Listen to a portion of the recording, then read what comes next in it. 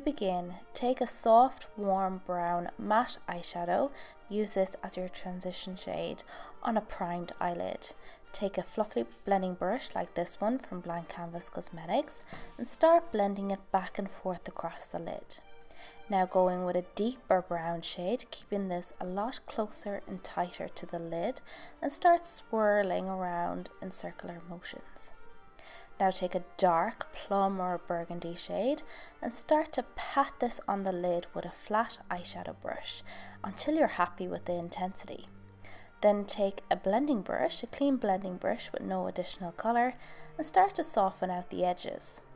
Now you can go back and start building up the colour until you're happy with the intensity. If you'd like your smoky eye to have a nice sheen to it, take a shimmery burgundy or a plum shade and pop this on the centre of the lid. This will catch the light and give it a gorgeous sheen and a festive glow. Go back with your flat eyeshadow brush and sweep this on the lower lash line to complete your smoky eye. To tie the whole look together, take a black eyeliner pencil and pop this on your waterline. Now take a shimmery champagne shade and start applying this in downward motions from your brow bone.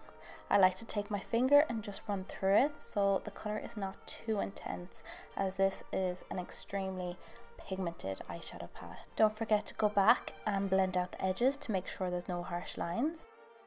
Take a light shimmery shade and pop this in the inner corner to really open the eyes and make them pop. You could apply this using a Q-tip or a cotton bud to really get that precision in the inner corner.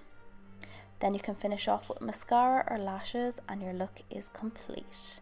I really hope you enjoy this beginner's guide to makeup. You can check out the full vlog over on Sinead's channel. I'll pop the link in the description box. Please don't forget to subscribe before you leave, and I'll see you guys in my next video. Hope you all had a lovely Christmas with loved ones, and I'll see you guys soon.